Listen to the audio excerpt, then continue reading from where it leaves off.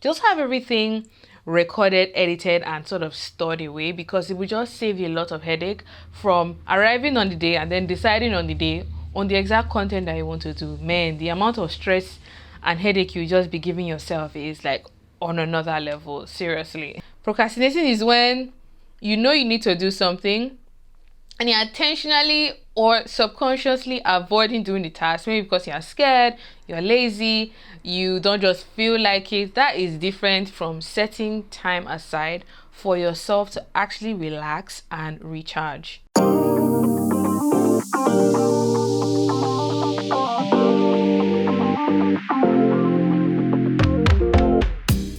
What's up and welcome back to my channel. My name is Priscilla. I'm a Nigerian women's wear designer based in the UK. If this is your first time seeing me, hi, welcome. In this video, I'm going to be talking about some tips that have helped me to be able to stay productive. If you don't already know, I have a clothing line, as you can see behind me, which is ready to wear. I also have this YouTube channel, which I try to post on weekly. And then I have 3 Instagram accounts that I try to maintain on a consistent basis. I have TikTok, Facebook. Whew, it's a lot. So I get a lot of questions from you guys asking me how I'm able to juggle everything and still stay on top of it. And in this video, I'm going to be sharing those tips. Now, these are tips that you can apply for your business or even for your personal life or other creative jobs or roles that you want to tackle and, remain consistent and not get stressed or exhausted in the way. So if you'd like to find out these tips, make sure to keep on watching. Take a seat, grab a cup of tea, a glass of wine, cup of water, whatever tickles your fancy, and let's get into this video. So I have 7 points that I have here written just to discuss and share with you guys. And the first one I would say that really helps to set a good tone for your day is to start every day with a moment to yourself. Whether that is studying the Bible, I'm Christian and I like to do that every day. It just helps to put my mind in a very calm and focused role for that whole day. So whether that is praying, meditation, whether that is just, having a moment when you wake up and just like be grateful for the new day, be grateful that you're alive to have another opportunity to do the things that you love or to, care about the people that are in your life. I say having that moment just really helps to like set the right tone for the day. On days that I don't do that, I find that my mind is a lot more scattered, it's all over the place. I get anxious a lot more easily and I find it hard to be focused on one task. Tip number 2 is to schedule all your events, all your tasks. Like my Google Calendar looks so funny because I schedule all of my meetings, events, whatever that is things I'm doing myself. I put it in the calendar because the calendar will send me a reminder 30 minutes or an hour before the event or the activity starts, and I know, okay, I need to get this done.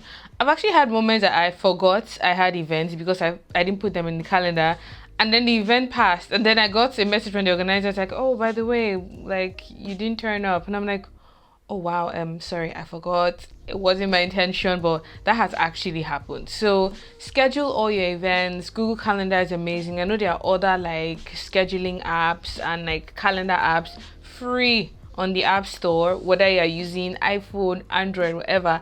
Just put each task by the hour, by the day in there, and it will just help you know what you have to do at a particular point. Now, number 3 is what I say really helps me to stay consistent on my social media platforms. So Instagram, YouTube, TikTok, and so on. And what I try to do with these platforms is actually schedule all my content in advance. So my Instagram post, I use an app called UNUM, and you can get like the free plan. So you get like a page where you can already put the pictures or the videos in there, so you know what post you want to put up that week or that day. And what that also help you to do is, if you want to like keep your feed looking very aesthetic or maintain like a feel or a color tone, you're able to do that way in advance with that app. Another thing that you could do is create an Excel sheet. If you're someone who makes content on video content on YouTube, you can plan your video content way in advance. I always like to plan my content in advance because If I need to buy material, I know. If I need to get a model to do a shoot, I know. If I need to do something like a vlog where I need to do like over multiple days or multiple weeks or months, then I know way in advance that this is the amount of time that this video is going to take me, so I know where to put it on my content schedule calendar. So please, if you can, there are lots of free apps that you can use. I know there's another one called Planoly that you can use for your Instagram posts as well. You can also plan your Facebook, your TikTok, just have everything recorded, edited, and sort of stored away, because it will just save you a lot of headache from arriving on the day and then deciding on the day on the exact content that you want to do. Man, the amount of stress and headache you just be giving yourself is like on another level, seriously. Now, number 4, I say, has to be one of the most important tips that I started really implementing a lot recently, and I found that it helps to give me more self-peace. Set time aside for yourself. You are your biggest asset, you're also your biggest enemy. So in as much as you want to do work, you want to keep churning out content, you want to study more, you want to do more hours at work, you want to just basically feel like the more you do, the more you earn, it doesn't always work out that way. Their body will get to a point where it will not be able to handle the stress, maybe because you're not sleeping well, you're not eating right, even doing exercise. Like, as trivial as that sounds, doing something like that is also good for you on the long run. So set time aside for yourself. If it's a day you take off every week where you know that you are doing things for yourself, it could be reading a book, going to the shops, getting your nails done, getting your hair done. Just something that will make you feel good is very important. Taking care of yourself is not waste of time. I cannot say this enough. I don't know why some people feel like taking time off feels like you're wasting time. Like, no, that's not how it works, okay? Taking care of yourself would, on the long run, help you to even produce better work and better content, if that's what like your job role or job description is.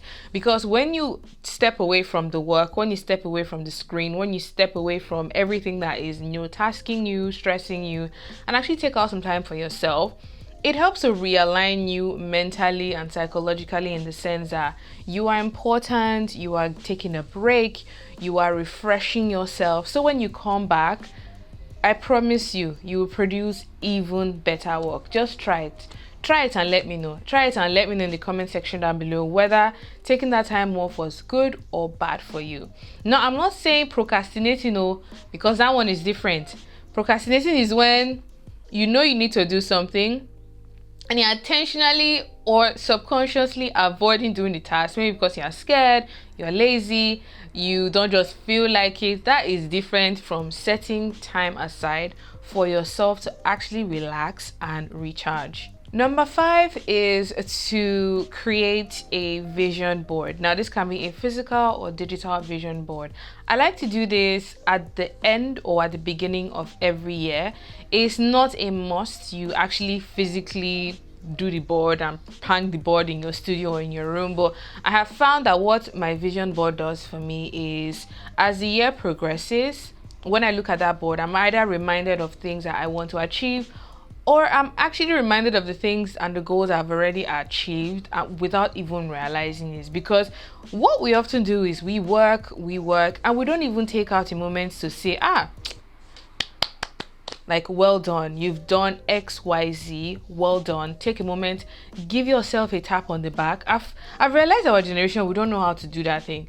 Give yourself a tap on the back, not in a way of boasting or showing off, but saying, wow, you actually said you were going to do this thing, and you really did it, and you did it well, or you did it a few times and you eventually got it right. Give yourself a round of applause, because you deserve it. And you don't even need to do a physical one like the one I have. You can do a digital one where you just put the pictures on like a page on Photoshop, on PowerPoint, and then have it as a screensaver on your phone, or have it somewhere saved, and you just go there every now and again just to like look at it, to get inspired, motivated, or just to give yourself a tap on the back. Now, number 6, I had to learn the hard way. You know that Superman syndrome or Superwoman syndrome, where you want to do everything yourself, maybe because you don't have the money to like hire somebody to help you, or you just believe that, I can do it all. I will do it all. Do you know what will happen eventually after a while? Is you'll be able to do everything, but you get to the point where you would not be able to do everything as good as you would like it to be, or you would actually burn out from carrying so much workload. There is nothing wrong in delegating or outsourcing work. There is nothing wrong. Like, there is no shame. Don't allow anybody to make you feel any type of way. If you cannot sew, find a seamstress. If you cannot do pattern, find somebody to do the pattern. If you don't want to design at all, there are designers who are willing to collaborate and even work for you, as long as you pay them fair and square. Like, being able to delegate work is a skill that I think you would acquire and you would really start to really work on the moment you realize that you are running yourself to the ground because you're trying to do everything yourself. Like, if you don't have time to edit videos and you have the money to pay a video editor, please pay the video editor, let them edit your video so you can have more time for yourself to do other things that you love, or to even take time off and relax. There's nothing absolutely wrong with that. I remember I just did a pop-up 2 weeks ago. Nobody told me. I went to look for a freelance seamstress because I was like, oh, I want to make this, I want to make that. And a week to the pop-up, I realized that I had so many things that I had not done, and I was actually starting to freak out. So I just reached out to the girl, really experienced, really talented. The amount of work that me and that freelance seamstress achieved in 2 days, it would have taken me about a week or 2 weeks to do that same amount of work. So it ended up being a lot smarter to work. I did spend money, I did pay her, but we ended up doing a lot more in a shorter time frame.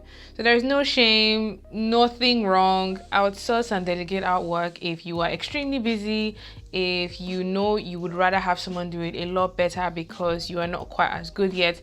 That's totally fine. Now, the last tip is to take care of your body and your mind. Give yourself good nutrition, eat well, exercise, take care of yourself mentally and spiritually, because as I mentioned earlier on, you are your biggest asset. As creatives, we often would create from our mind. So if you're not in a stable, clear and focused mental space, a lot of times you will not be able to work, or you will not produce your best work. So treat yourself as kindly and as nicely as you treat the most important person or the most important object in your life. Like, take care of yourself, nurture yourself, be kind to yourself, give yourself grace, because you are worthy of all of that love, all of that attention and all of that care. I hope you guys enjoyed watching this video. These 7 tips I have really implemented and I try to do every day, every week of my life, because it just makes being self-employed, being a freelance designer and working for myself a whole lot easier to do. It helps me to stay consistent and it helps me to produce good work for you guys and work that I am proud of myself. Now, if you have any other tips that you think would be useful to help us stay productive, help us stay consistent as creatives, or just as human beings in the whole, please share in the comment section down below. I would love to know, and I'm sure someone else watching this video will find it useful. If you did enjoy this video, make sure to give it a thumbs up, share it to anyone that you think will find it useful, subscribe and join the K-Divas fam if you haven't already. With that being said, I will see you guys in my next video. Bye.